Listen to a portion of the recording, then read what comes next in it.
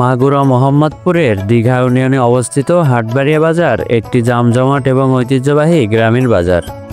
প্রতিদিনই এখানে ক্রেতা বিক্রেতাদের সমাগম ঘটে, তবে শনি এবং মঙ্গলবারে যেন বাড়তি উৎসবের আমেজ ছড়িয়ে পড়ে। শুধু দীঘা ইউনিয়নই নয়, পাশের বিনোদপুর, বাবুখালী, এমনকি দূরদূরান্তের মানুষও ছুটে আসে শুধু কেনাকাটা করার জন্য।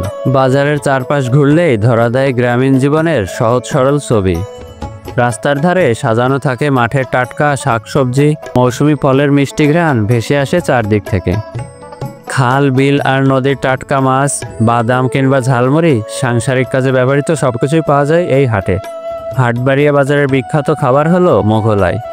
মাগুরা জেলার বিভিন্ন প্রান্ত থেকে ভোজন রসিকরা ছুটে আসে এই মোগলাই খেতে। বাজারের পাশেই রয়েছে বিশাল একটি ইটভাটা। কয়েকশো শ্রমিক সারাদিন কাজ শেষ করে বিকাল গড়াতেই হাটে এসে ভিড় করে, তাই বিকালের দিকে এখানে সবচেয়ে বেশি কোলাহল লক্ষ্য করা যায়।